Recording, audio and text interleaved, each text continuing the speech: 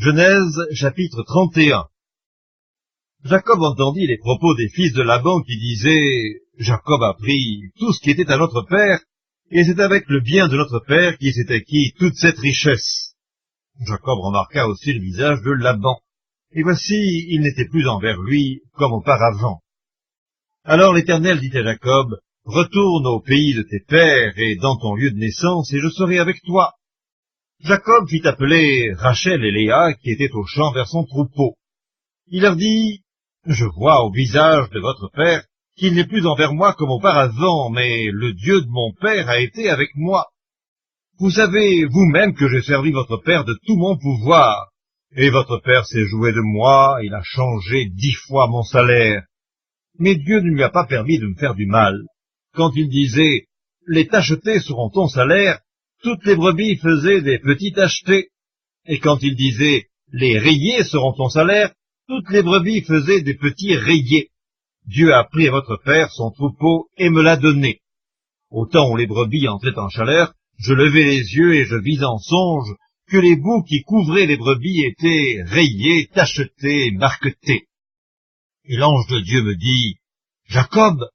Je répondis « Me voici !»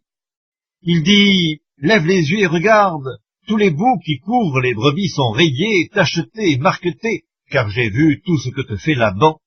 Je suis le Dieu de Béthel, où tu as oint un monument, où tu m'as fait un vœu. Maintenant, lève-toi, sors de ce pays et retourne au pays de ta naissance. » Rachel et Léa répondirent et lui dirent « Avons-nous encore une part et un héritage dans la maison de notre père?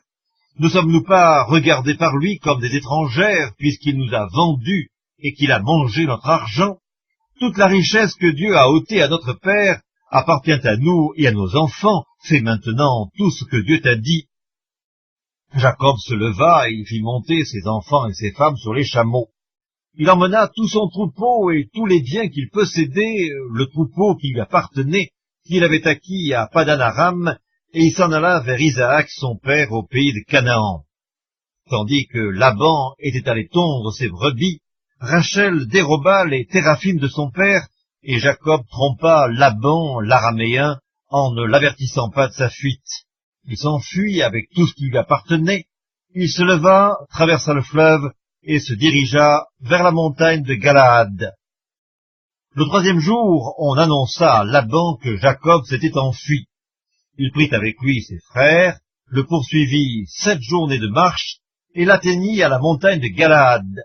Mais Dieu apparut la nuit en songe à Laban, l'araméen, et lui dit « Garde-toi de parler à Jacob, ni en bien, ni en mal. » Laban atteignit donc Jacob. Jacob avait dressé sa tente sur la montagne. Laban dressa aussi la sienne avec ses frères sur la montagne de Galaad.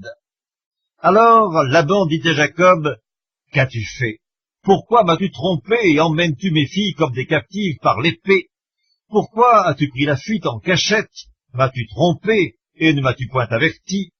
Je t'aurais laissé partir au milieu des réjouissances et des chants, au son du tambourin et de la harpe.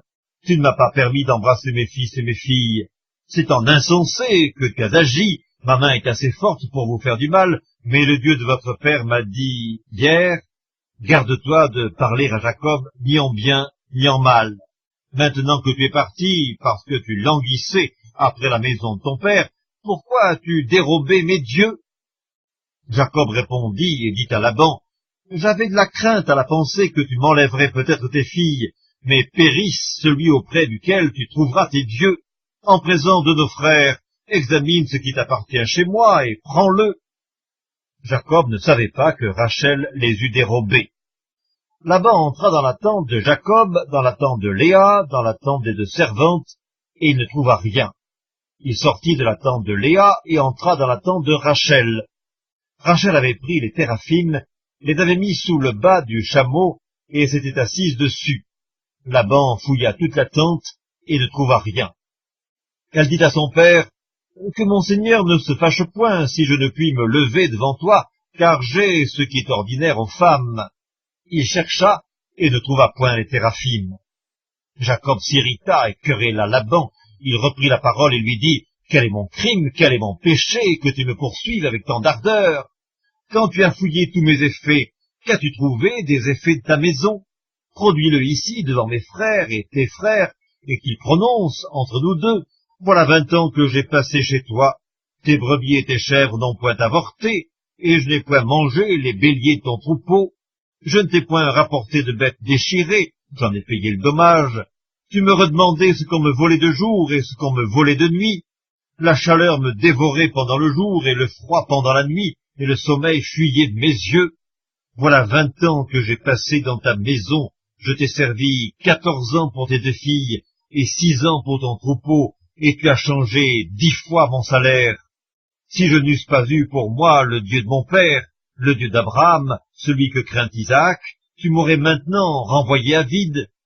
Dieu a vu ma souffrance et le travail de mes mains, et hier, il a prononcé son jugement. Laban répondit et dit à Jacob, « Ces filles sont mes filles, ces enfants sont mes enfants, ce troupeau est mon troupeau, et tout ce que tu vois est à moi. Et que puis-je faire aujourd'hui pour mes filles, ou pour leurs enfants qu'elles ont mis au monde? Viens, faisons alliance, moi et toi, et que cela serve de témoignage entre moi et toi. » Jacob prit une pierre, et il la dressa pour monument. Jacob dit à ses frères, « Ramassez des pierres. » Ils prirent des pierres et firent un monceau, et ils mangèrent là, sur le monceau. Laban l'appela Jégar Saüduta, et Jacob l'appela Galed. Laban dit, « Que ce monceau serve aujourd'hui le témoignage entre moi et toi. » C'est pourquoi on lui a donné le nom de Galed.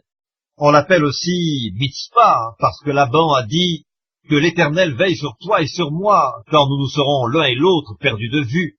Si tu maltraites mes filles, et si tu prends encore d'autres femmes, ce n'est pas un homme qui sera avec nous. Prends-y garde, c'est Dieu qui sera témoin entre moi et toi. » Laban dit à Jacob, « Voici ce monceau et voici ce monument que j'ai élevé entre moi et toi. Que ce monceau soit témoin et que ce monument soit témoin, que je n'irai point vers toi au-delà de ce monceau, et que tu ne viendras point vers moi au-delà de ce monceau et de ce monument pour agir méchamment. Que le Dieu d'Abraham et de Nachor, que le Dieu de leur père soit juge entre nous. » Jacob jura par celui que craignait Isaac. Jacob offrit un sacrifice sur la montagne, et il invita ses frères à manger. Ils mangèrent donc, et passèrent la nuit sur la montagne. Laban se leva de bon matin, embrassa ses fils et ses filles, et il les bénit. Ensuite il partit pour retourner dans sa demeure.